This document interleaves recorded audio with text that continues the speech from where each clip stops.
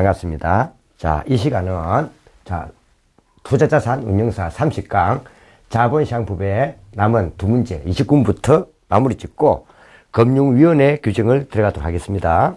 자, 29번. 다음은 주식의 대량 보유 상황 보고제도입니다. 이때 주식 대량 보유 상황은 5% 이상, 즉 말 그대로 5% 이상을 누려하는데, 이거는 보고 의무자는 주권 상장법이 됩니다. 주권 상장법인의 주식 등은 주권 상장법인의 의결권이 있는 이러한 것에 관계된 주식입니다. 이런 것들을 5% 이상 새로 보유하게 되었거나 이미 보유한 자가 이거는 보고 의무자입니다. 물론 이 5% 이상을 갖고 있는 사람이 추가로 더 구입한다든지 또 이걸 처분한 경우에도 보고를 해야 됩니다. 이는 장내든 장애 모두 다 대상이 됩니다. 자, 보고는 말 그대로 앞전에 보면, 자, 이거는요, 자, 보고 사유일로부터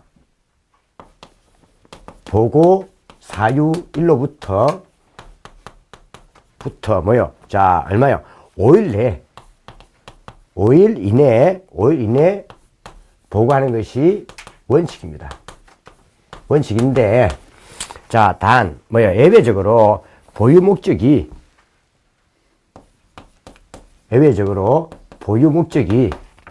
이거 보유하는 목적이, 경영 참가 목적이 아니거나, 경영 참가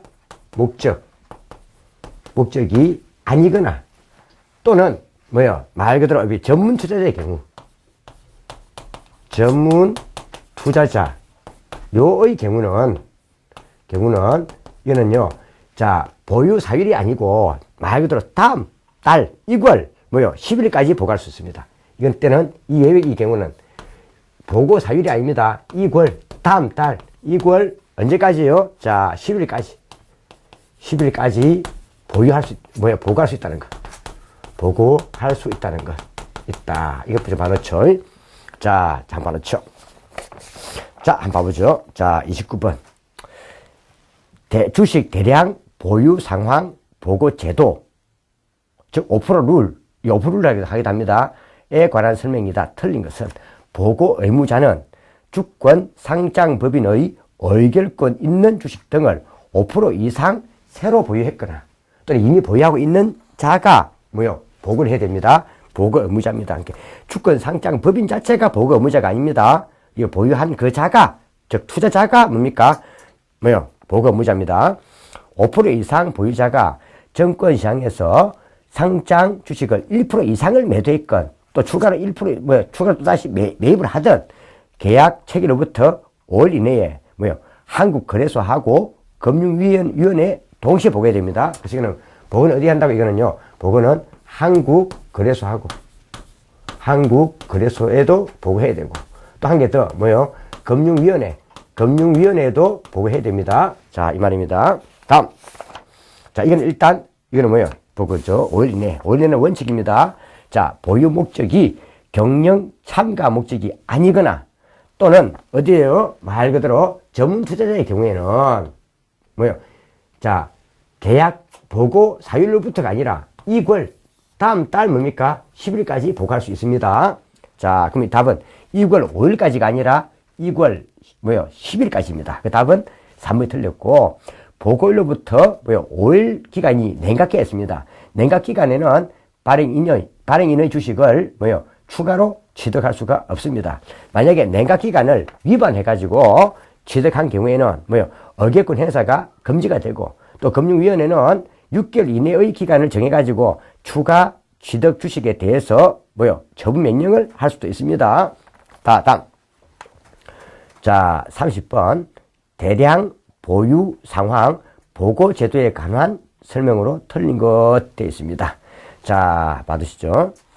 자, 보고 의무자가 증권시장 외에서 주식을 거래한 경우 보고 기준은 주식이 놓으면 뭐예요? 주식은 증권시장 내든 증권시장 외든 주식이 놓으면 뭐다? 이거는요, 계약 체결일입니다. 거래 결질이 아니라 계약 체결일이 됩니다. 그 답은 1번 드렸습니다.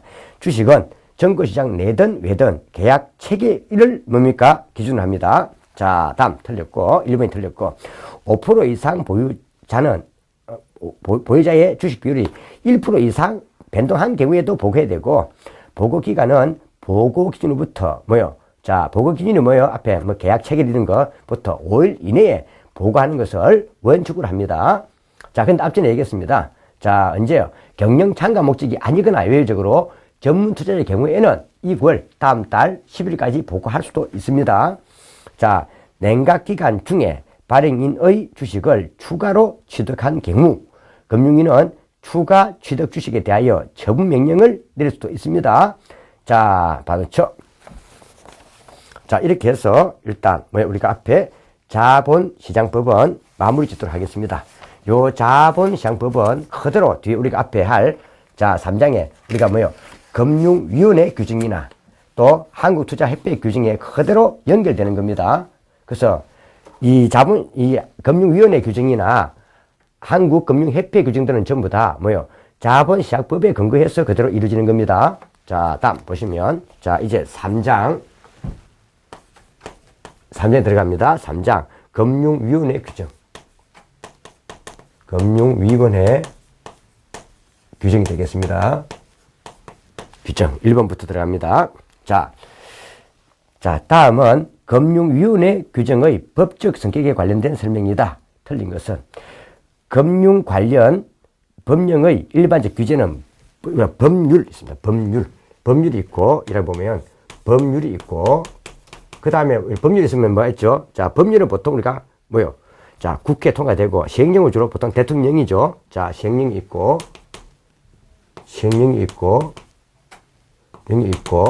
그 다음 또 한 개 더 들어갑니다. 시행규칙이 있습니다. 규칙이 있습니다. 여기에다가 플러스 자, 금융위원회 규정. 요 금융위원회 규정. 자, 금융위 규정.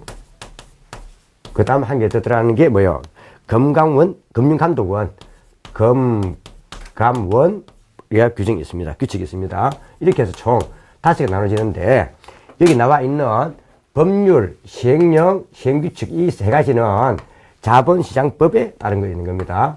자본시장법. 여기서 그대로 내려오는 겁니다. 자, 돼 있고 이거는 별도로 또 나와 있는 거죠. 자, 이 말입니다. 5장이 구성되어 있다. 금융위원회는 보면은 이거는요 자율 규제가 아닙니다. 공적 규제가 아닙니다. 자, 보면은 우리가 이 공적 규제 기간이 있고 자율 규제가 있는데 이는 공부할 때 보면 이 공적 규제 기간에서는 얘 보면 공적 규제 기관이 있고 우리가 공부할 때 보면은 자율 규제가 있습니다. 자율 규제가 있는데 공적 규제 기관의 대표는 우리가 공부할 때 요 금융위하고 요 금융위원회하고 금융위하고 한 개 더 들어가는 게 뒤에 이 금감원입니다. 금융감독원. 자, 금감원, 금융감독원, 금감독원. 이거는 공적 규제기관입니다. 근데 자율 규제기관이 제일 좋은 게 우리 한국금융투자협회, 즉 협회하고 한 개 더 따지면 뭐 있죠? 보면 우리가 한국거래소가 있습니다. 한국거래소. 이 두 개는 자율 규제기관입니다. 그래서 이 금융위원회나 금융감독위원회는 공적 규제기관입니다. 그 답은 2번에 틀렸습니다. 자, 그 다음에 금융위원회는 공적 규제기관이며 해야 되겠죠. 합의제 행정기관입니다. 이는 국무총리 산하입니다. 국무총리 산하에서 합의제 행정기관입니다. 국무총리 산하. 자, 금융위원회 규정은 대외적 구성력을 갖는 법규 명령성을 가집니다. 그러니까 말 그대로 구성력을 갖는다는 겁니다. 구성력을 갖는다. 그 다음에 금융위원회 규정은 자본시장법보다 하위의 종속 명령성격. 다시 말하면 말 그대로 이거는 자본시장법 아래에 있는 겁니다. 하위. 자본시장법을 주축으로 하고 이제 여기에 더 추가적으로 더 포함되는 겁니다. 자, 명령을 가지며 위임 명령과 집행 명령의 성격 모두 가지고 있다. 이거는 이 말은 일반적인 구속력을 가지고 있다 이 말입니다. 일반적인 구속력을 가지고 있다. 위임 명령. 그 다음에 집행 명령은 일반적인 구속력을 갖는다 이 말입니다. 4번 금융위원회 규정은 말 그대로 자본시장을 규율하는 법원으로 작용하며 자, 금융 투자 상품의 거래에 있어서 투자자 보호를 위한 보통 거래 약관의 성격도 동시에 가지고 있습니다. 자, 받으시고요. 사실은 이 금융이라든지 또는 정책 또는 제도, 감독에 관한 최고의 의결기관이 바로 국무총리 산하인 바로 요 금융위원회입니다. 그래서 금융위원회는 주로 규정, 금융투자업 규정이라든지 그 밑에 해설에 보면, 자, 이 해설을 이건 간단하게 좀 붙여야 됩니다. 봐야 됩니다. 자, 이거는 금융투자업 규정이라든지 정권 발행 공식 규정이라든지 자본시장 조사 업무 규정이라든지 그 다음에 우리가 금융기관 검사 제재가 있습니다. 중요한 건 주로 금융기관자가 나오면서 뭐가 나오면 금융기관이 나오면서 금융기관자가 쭉 나오면서 주로 뭐가 나오면 우리가 규정이 나오면 주로 이것은 뭐다? 이거는요 금융위 규정입니다. 금융위원회입니다. 근데 금융기관이 나오면서 주로 업무에 뭐가 나오면 주로 우리가 검사, 이런 거 검사 같은 거 검사 또는 이런 게 나오면 이건 주로 뭐다? 이는 금융감독원입니다. 금감원입니다. 그 다음에 또 보면은 금융투자회사 이런 거 나오면 금융투자회사가 나오면서 거기다 추가적으로 또 거기 따라 놓는 게 주로 나오면서 영업, 업무, 영업이나 업무 요게 나오면 이건 주로 뭐다? 이거는요 우리가 협회입니다. 한국금융투자협회입니다. 주로 협회입니다. 업무 볼 때 이건 좀 봐두시기 바랍니다. 간단하게 보면 되죠. 자, 다음 2번. 다음 중 금융위원회의 주요 업무에 속하지 않는 것 해놨습니다. 정권의 발행 및 공시에 관한 규정. 앞에 정권을 발행하거나 공시할 때는 금융위원회에 우리가 신고나 보고해야 되죠. 그 다음에 자본시장 조사 업무의 규정 및 금융투자업의 규정. 그 다음 금융투자회사가 나왔습니다.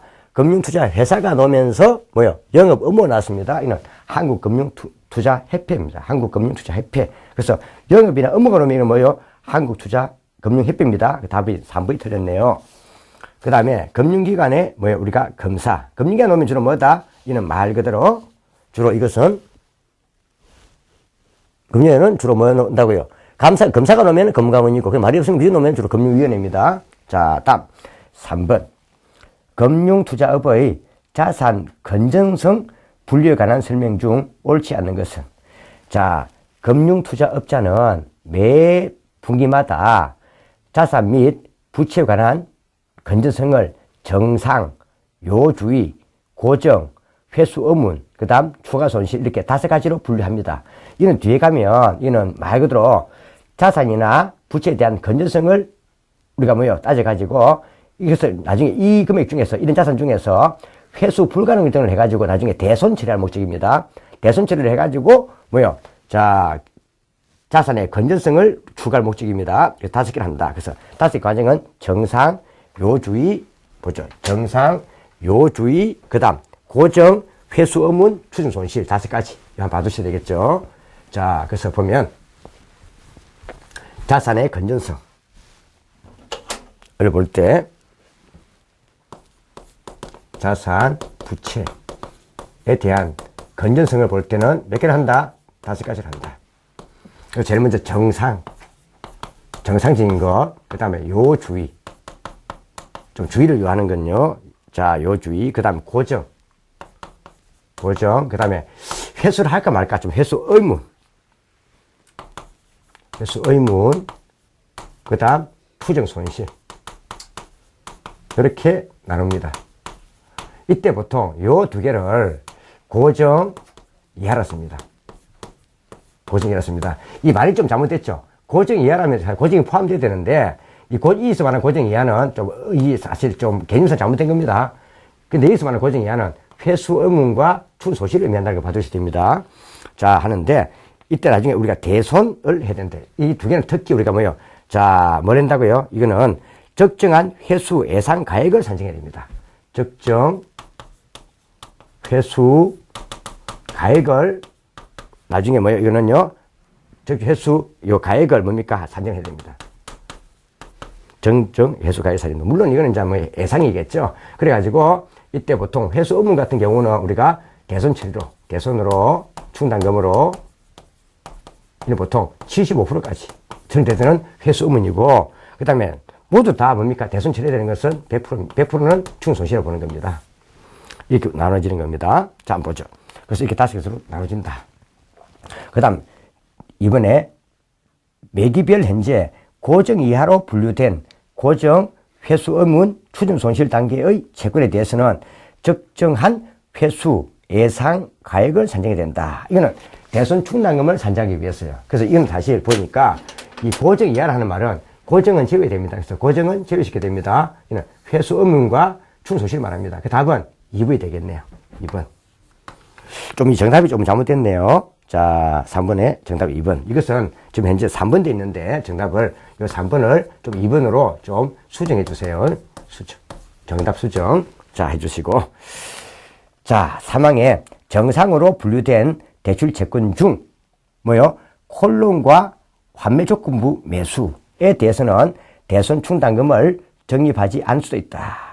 또 이거 외에 앞에 콜론과 정상으로 분류된, 요 정상으로 분류된 겁니다.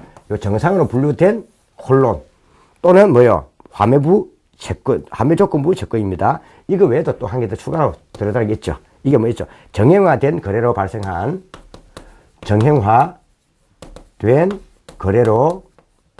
발생한 미수금도 마찬가지입니다. 미수금도 이것도 뭐죠? 이것도 대손 충당금을 설정하지 않을 수 있습니다. 그래서 이때 대손 충당금을 적립하지 않을 수 있는 조건은 크게 3가지. 정상으로 분류된 대출 채권 중 홀론과 환매조건부 매수. 한 개 더 정형화된 거래로 발생한 미수금. 그래서 3가지가 이거는 대손 충당금을 적립하지 않을 수 있는 조건에 들어갑니다.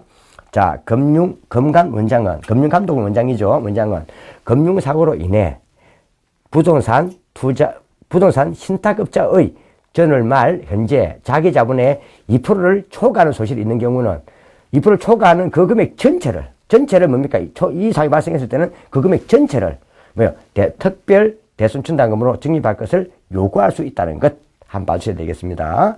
자, 봐주시고요. 여기는 사실 대손으로 설정하기 위한 조건입니다. 그래서 요 3번은 좀 별표를 쳐주셔야 되겠습니다. 3번은 별표. 그 밑에 해설인지 한번 읽어보시면 되겠죠. 다음 4번.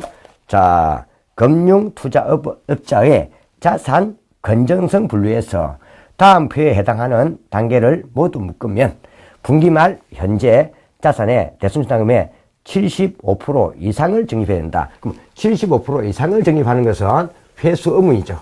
회수 의무이 되겠습니다. 그 다음에 채권에 대한 적정 회수 예상 가액을 산정하고, 그 다음에 상각하여 자산의 건전성을 확보해야 된다. 이거는 2개네요. 그죠? 고정 이하인 회수 의무과 추정 손실이 되겠네요. 답은 회수 의무 단계와 추정 손실 단계 되겠습니다. 고정 이하의 단계, 답은 4항이 되겠네요. 다음, 영업용 순자본 비율이 있습니다. 우리 앞전에 제가 자본시장법을 할 때 영업용 순자본 비율 자체는 이것은 제가 어디서요? 자, 금융위원회법에서 자세히 한다고 했습니다. 이 내용이겠네요. 그러면 이때 영업용, 자, 5번을 보면 영업용 순자본 비율 나왔는데 요 부분은 사실 상당히 중요합니다. 그러니까 시험에 꼭 넣으니까 봐주셔야 됩니다. 자, 요걸 보통 그냥 영어로 앞에 따라서 보통 NCR이다 쓰기도 합니다. NCR 쓰기도 하는데, 자, 요거는 앞에서 봤습니다. 자, 요 자체는 지금 현재 총 위험액을 산정합니다. 앞에 신용위험액, 시장위험액 이런 거 있잖아요. 그 다음에 영업위험액 이런 거 산정한다 이 말입니다. 운영위험액 산정합니다. 이거 중에 그 다음에 영업용 순자본이 차지하는 겁니다. 영업용 순자본이 차지하는 겁니다. 자본이 차지하는 비율에다가 곱하기 100을 하는 겁니다. 자, 물론 우리가 앞에 보면 영업용 이렇게 쭉 나누는 건데, 여기서 볼 때 영업용 순자본은 말 그대로 이거는 순재산 의미합니다. 순재산 의미합니다. 순재산. 그래서 이거는 따질 때는 뭘 따진다고 이거는요, 장부가액을 기준합니다. 장부가액. 그러니까 우리가 재무상태표에 표시된 장부가액을 기준으로 해가지고 산정합니다. 그러면 자, 말 그대로 우리가 앞에 비해서 재무상태표에 기록되어 있는 말 그대로 뭐 됐어요? 자, 자산총액에서 자, 부채총액을 차감하고 자산총액에서 부채총액을 차감합니다. 부채총액을 차감합니다. 자, 이때 장부가액 기준 이거는 주로 앞에 재무상태표 기준이겠죠. 하고 여기다 추가적으로 이제 뭡니까? 가산 항목은 대주고 그 다음에 차감 항목은 빼는 겁니다. 차감 항목을 빼줍니다. 차감 항목을 다시 뭡니까? 자, 우리가 뭐요? 해줍니다. 주로 이때 가산 항목은 유동성을 증가시키는 항목들입니다. 차감 항목은 주로 유동성을 다운시키는 항목들입니다. 특히 우리가 가산 항목 같은 경우에 보면 특히 되는 이런 항목들은 유동성을 증가시키는 것으로서 보통 우리가 정상 이 보면 뭐 있죠? 정상 또는 요주의 앞에 정상이나 요주의에 해당하는 자산의 대손충당금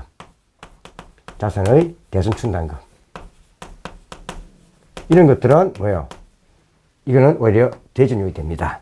그 다음 한 개 더 후수익 차익금도 마찬가지입니다. 후수익 차익금은 앞에 우리 공부했지만은 뭐예요? 이거는요. 후수익 차익금은 주식처럼 자본화되기 때문에 이것도 사실은요. 유동성을 올려줍니다. 올려주기 때문에 가산해 줍니다. 후수익 차익금. 그리고 일단 뭐예요?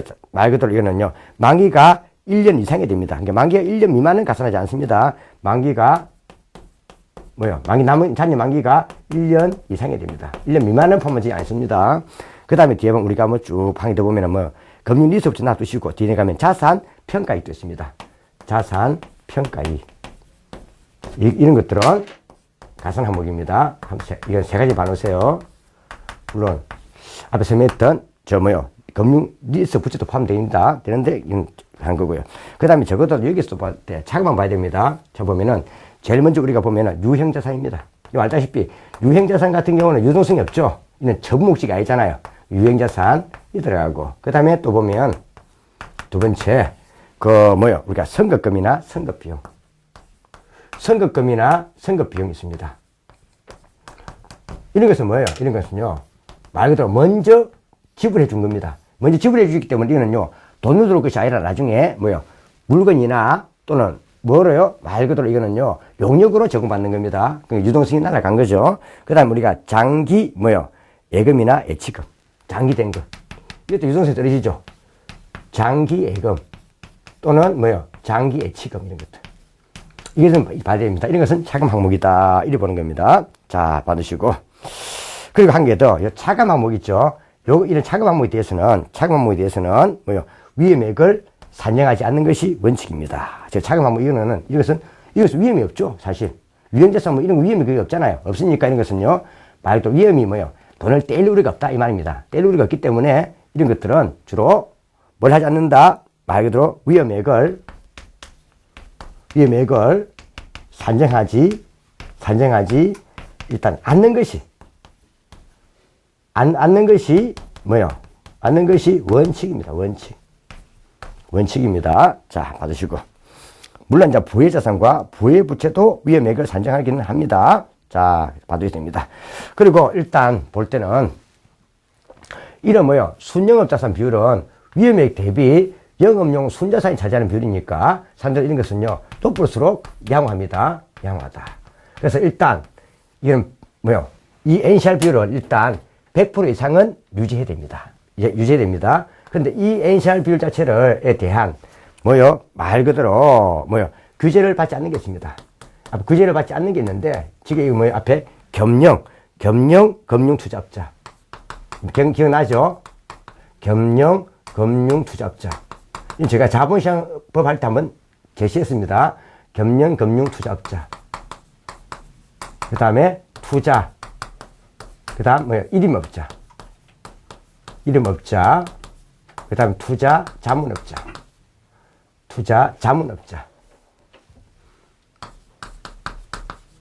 없자.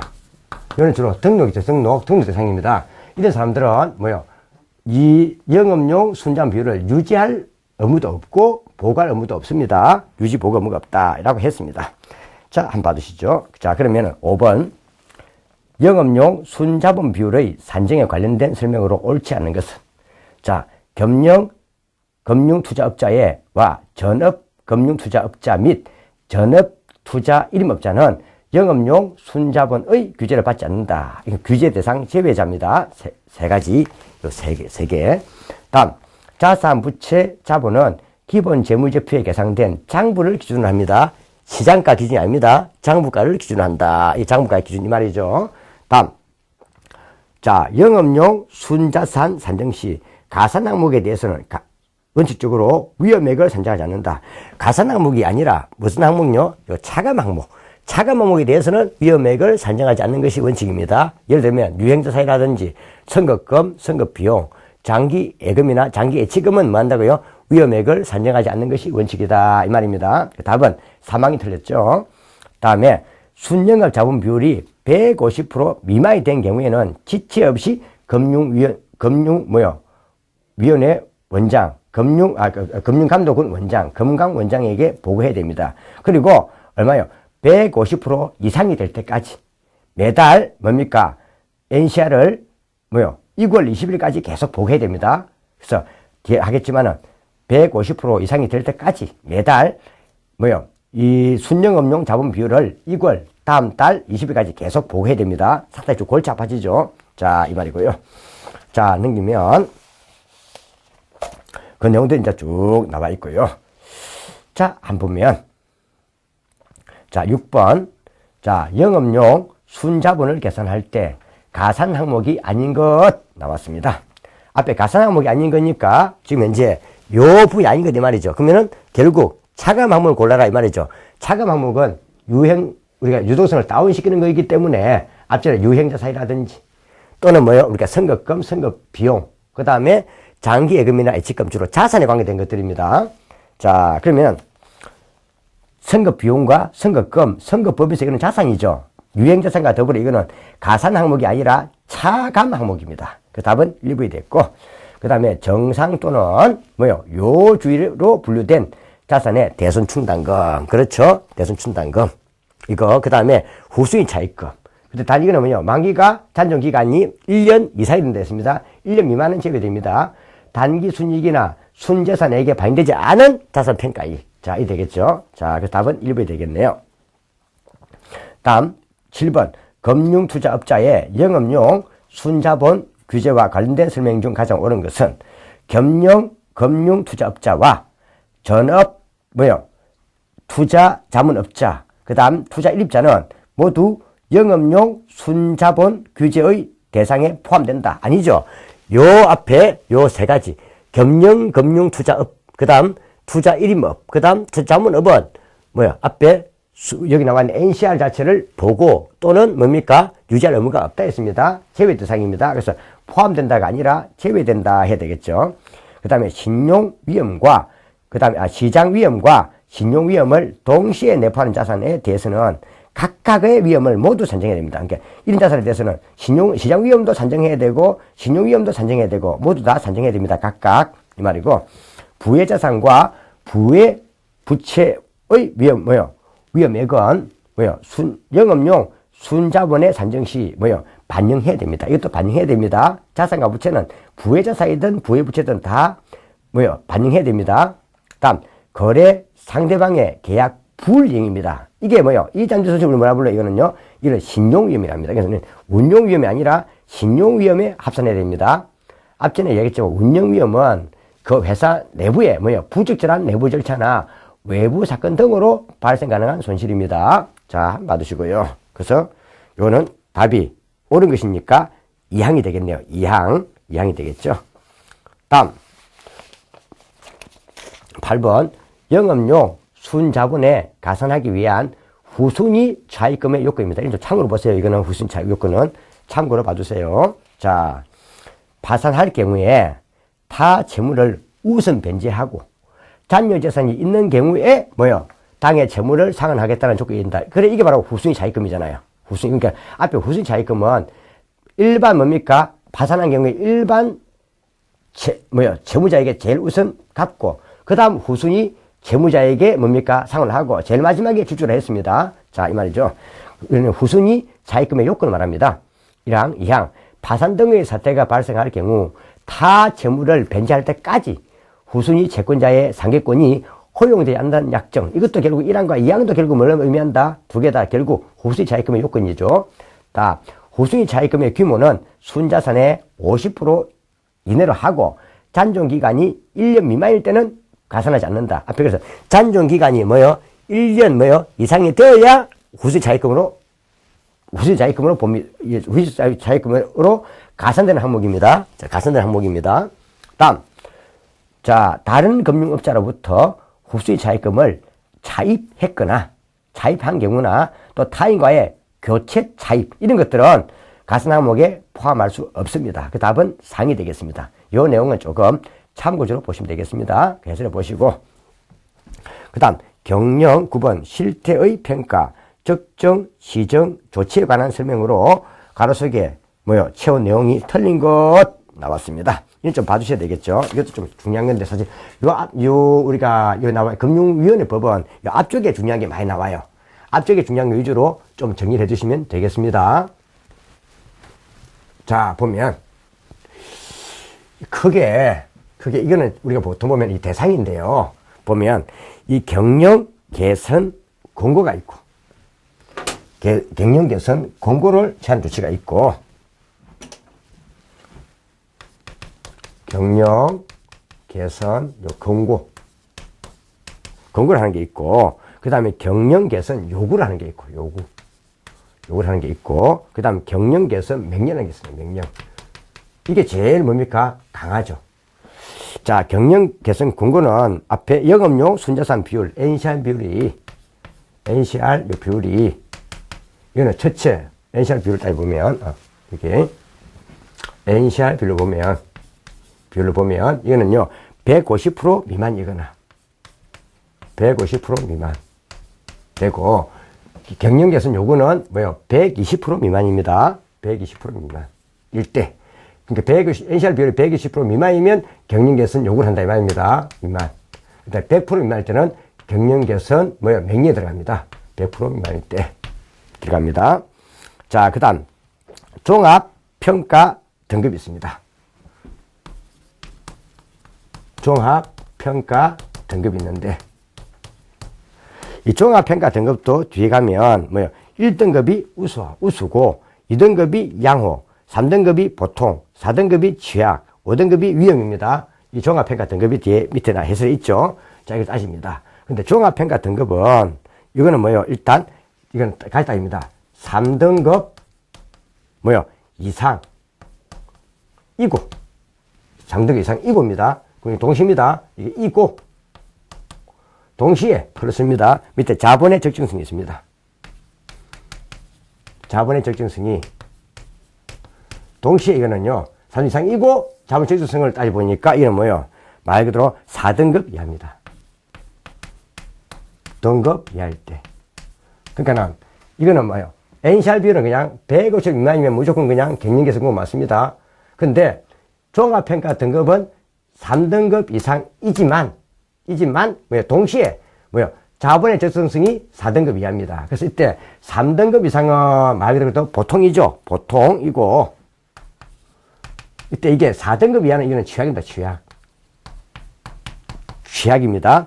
요 경우를 말하는 겁니다. 자, 근데 이 경영개선 공고는 무조건 뭡니까? NCR 비율이 그냥 120% 미만이면 무조건 요거 들어갑니다. 근데 이때는 이것만큼은 뭐만 따진다고? 이거는요. 자, 이거는 종합평가 등급만 따집니다. 이거는 4등급 이하일 때입니다. 4등급 이하. 즉, 취하일 때. 이거는 필요 없습니다. 그러니까, 자, NCR 비율이 120% 미만이거나 또는 뭡니까? 종합평가 등급이 4등급 이하이면 그냥 경영개선 요구에 들어갑니다. 그 다음에 경영개선 명령은 NCR 비율이 100% 미만이거나 또는 종합평가 등급이 5등급 이하이면 이는 바로 여기 들어갑니다. 자, 5등급 인경우 하면 좋겠네요. 5등급까지 있으니까 5등급 인경우 들어갑니다. 그 5등급이 뭐예요? 이게 위험입니다. 위험. 들어갑니다. 요거 한번 유를 봐줘야 됩니다. 근데 보통 이거는 보통 이게 조치는, 개념개선 조치는 주로 보통 이거는 뭘 하는가 하면 개념개선 권고는 주로 점포 관리의 효율화 줍니다. 점포 관리를 좀 더 효율화할 수 있도록. 관리의 효율화에 주목적을 두고요. 조치에. 근데 요거는 주로 뭘 하면 이거는 주로 계획입니다. 점포의 폐쇄 이런 건데 주로 이거는 계획이에요. 계획인데 점포 폐쇄 양도 이런 것 자체가 주로 이행하는 건 뭐다? 이행하는 것은 주로 명령입니다. 이행. 바로 해라 이겁니다. 계획을 내봐라 이거고 어떻게 계획을 내봐라 이거는 뭐 어떻게 점포를 폐쇄하고 어떻게 점포를 통합할 건데 계획서를 내놔라 이거고 이건 바로 그냥 뭡니까? 영업 양도해라. 바로 이건 이행입니다. 이행. 관계된 겁니다. 이 센 거죠. 자, 그러면은 9번. 자, 가로세개 들어갈 내용 틀린 것. 1번은 뭐요? 자, 경영개선이니까 영업용 순자원 비율 얼마? 150% 미만이겠죠. 150% 미만. 그 다음에 2항은 뭐요? 종합평가 등급은 뭐요? 3등급 이상이지만 뭐요? 자본의 적성이 4등급 이하인 경우. 이 두 개는 동시에 따져봅니다. 그러니까 종합평가 등급은 분명히 3등급 이상 이해됩니다. 이해되고 뭐요? 자본의 적성은 4등급 이하입니다. 만약에 뭐요? 종합평가 등급이 만약에 4등급이고 뭐요? 자본의 적성도 4등급이라면 이는 바로 경영개선 요구에 들어갑니다. 자, 그다음 밑에 보니까 또 쭉 내려오니까 자, 그러면은 이거는 하자가 없죠. 그 다음에 경영개선 요구는 쭉 됐고요. 근데 밑에 보니까 경영개선 명령이 있습니다.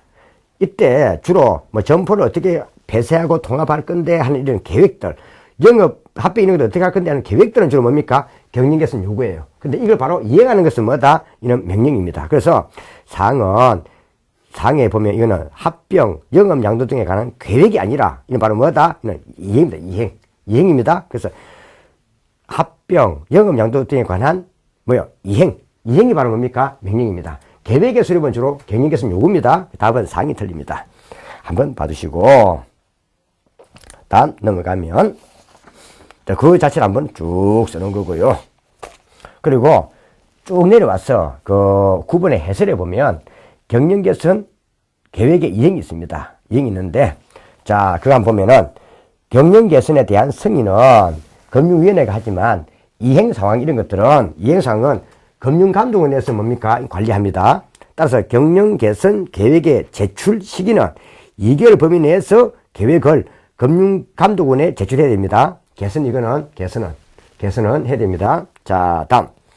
그 다음 경영개선의 권고는 계획의 승인으로부터 6개월 이내에 하면 됩니다. 권고는 6개월 내에 뭡니까? 경영계획 자체를 이행해야 됩니다.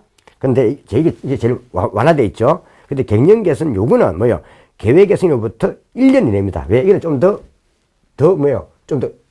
규제가 더 강한 거니까 할 시간은 더 많이 걸리겠죠. 그 다음에 경영개선 명령은 더 시간이 많이 걸린다. 이거는 이행하는 거니까. 그래서 이거는 금융위원회가 정한 별도 기간 내에 하면 됩니다. 별도. 6개월, 1년 별도 됩니다. 한번 받으시고. 10번. 금융투자업자의 경영 실태평가에 관한 성으로 옳은 것은 경영개선 요구의 유행기간은 뭐요? 자, 요구입니다. 요구는 얼마요? 1년 이내지만 경영개선의 이행기간은 이거는 뭡니까? 이거는 2년이 아니라 금융위가 정한 별도 기간 이내 하는 겁니다. 그래서 경영개선 명령은 시간이 많이 걸리기 때문에 이는 별도로, 이는 금융위원회가 별도로 정한 별도 기간 내에 하는 겁니다. 자, 그 답은 1번도 틀렸고요. 왜? 옳은 걸 고르니까 2년이 아닙니다. 다음, NCR이 120% 미만이랍니다. 그 다음에 NCR이 120% 미만이고 종합평가 등급이 4등급 이하입니다. 그럼 이는 경영개선 요구겠네요. 요구. 답은 2항이 되겠네요. 옳은 것이니까. 종합평가 등급은 뭐요? 3등급 이하입니다. 3등급 이하이면서 또 한 개 더 뭐요?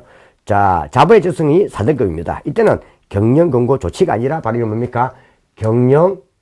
개선 요구에 들어갑니다. 그래서 이거는 자, 어떻게 됩니까? 종합평가 등급이 3등급 이상이면서 4등급 이하가 되어야 자본적 4등급 이하가 되어야 경영개선 권고입니다. 자, 그래서 이거 틀렸죠. 그래서 이거는 고친다면 종합평가 등급은 4등급 뭡니까? 이상이지만 나가야 되겠죠. 다음, 개선 권고니까 적기 지정 조치를 받은 금융투자업자는 2개월 범위 내에서 뭐요? 개선 계획을 금융위원회에 제출하는 것이 아니라 금융감독은 장에게 제출해야 됩니다. 금융감독은 원장. 그래서 이거는 이행 자체는 누가 한다고요? 이행은 금융감독위원장에게, 원장에게 제출해야 됩니다. 이행. 그래서 틀렸고요. 다음 11번 나왔는데 11번은 조금 쉬었다가 나중에 다음 시간부터 진행하도록 하겠습니다. 자, 수고하셨습니다.